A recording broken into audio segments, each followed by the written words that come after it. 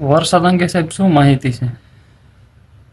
ચોટીલા સબ division હેઠળના ચોટીલા, થાનગઢ અને મૂળી તાલુકાની અંદર છેલ્લા 3 દિવસ દરમિયાન એટલે કે તારીખ 23, 24 અને 25 દરમિયાન ખૂબ જ સારો એવો વરસાદ નોંધાયેલો છે.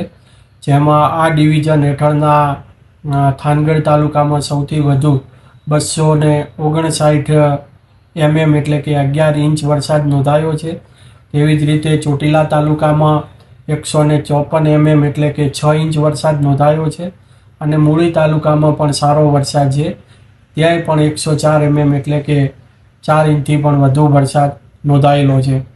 આ છેલ્લા 3 દિવસથી જે વરસાદ વરસી રહ્યો છે તેને અનુલક્ષીને વરસાદ દરમિયાન જે થયેલ નુકસાન છે, રાહત બચાવ કામગીરી છે, તેમજ સહાયની કામગીરી તથા જે વરસાદ ધીમો પડ્યો છે એટલે કે ઘણો ઓછો થઈ ગયો છે, હાલ ચાલુ નથી, તો જે પોસ્ટ રેન કામગીરીની જે આજે સમીક્ષા બેઠકે પણ રાખવામાં આવેલી હતી, જેમાં રાજ્ય સરકારની સૂચના અને માન્ય કલેક્ટર સાહેબ સુરેન્દ્રનગરના માર્ગદર્શન હેઠળ એ કામગીરી સતત થઈ રહી છે.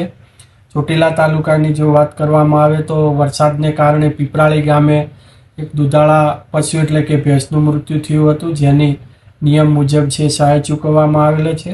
તેમજ ચોટીલા તાલુકામાં 2 કાચા મકાનો આંશિક રીતે નુકસાન થયેલ, જેની સર્વેની કામગીરી ચાલુ છે.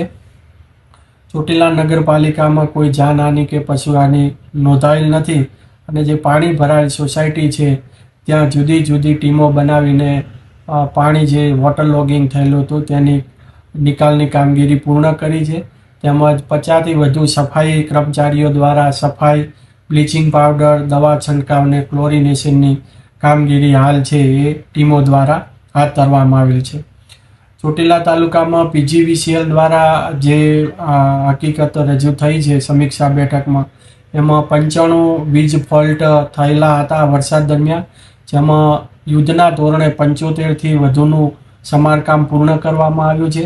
જ્યારે બાકીના વીજ ફોલ્ટ છે એ પણ આજે છે એ કામગીરી પૂર્ણ કરવામાં આવશે.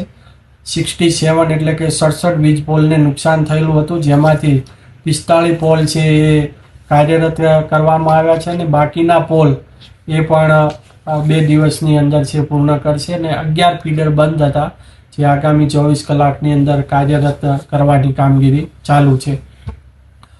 RNB દ્વારા જે કામગીરી થઈ છે એમાં ચાણપા જાણીવડલા જે ઓવરબ્રિજ છે એમાં હાલ સમાર કામગીરી ચાલુ છે.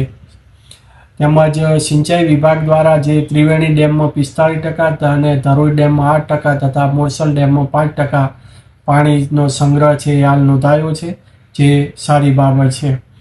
આ ઉપરાંત મૂળી તાલુકાની અંદરે પણ સારો વરસાદ છે અને જેમાં એક પશુ મૃત્યુ થયેલ, જેની સહાય ચૂકવણી થઈ ગયેલી છે. તેમજ PGVCL દ્વારા જે જુદા જુદા જે વીજ પોલને નુકસાન થયેલું હતું, જેમાં 56 વીજ પોલને નુકસાન થયેલું, જેમાંથી તમામ જે વીજ પોલ છે એને કાર્યરત કરવાની કામગીરી ચાલુ છે.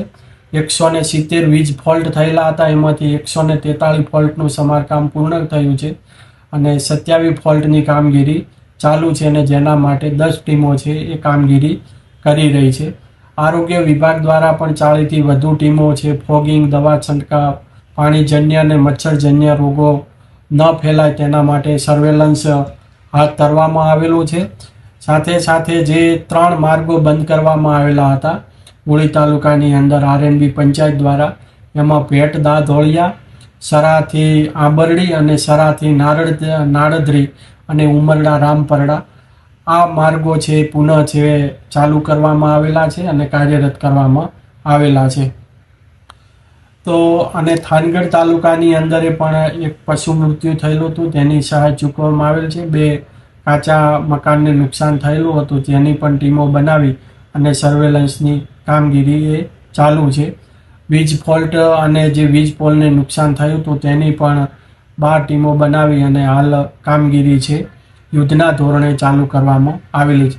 આમ 3 તાલુકાઓની અંદર હાલ જે વરસાદ દરમિયાન થયેલ નુકસાન અને એના માટેની સહાય, તેમજ પોસ્ટ રેન જે એક્ટિવિટી જે કરવાની હોય છે એ પણ હાલ યુદ્ધના ધોરણે ચાલુ છે, જેમાં ખાસ કરીને પાણીજન્ય તથા મચ્છરજન્ય રોગો અટકાવવા ગામે ગામ આજથી સફાઈ ચાલુ થઈ ગયેલી છે, ક્લોરિનેશન ચાલુ છે, ફોગિંગ, દવાનો છંટકાવ, પીવાના પાણીના નમૂનાઓની તપાસ, આરોગ્ય સર્વેલન્સ, જેમાં જે વીજ પુરવઠો જે ખોરવાઈ ગયો છે ક્યાંક ફીડરો બંધ થવાના કારણે, તો એ પણ આજે જ વીજળી પુનઃસ્થાપિત કરવા માટેની કામગીરી તેમજ માર્ગ છે એ માર્ગ મરામતની કામગીરી છે હાલ સતત ચાલુ છે.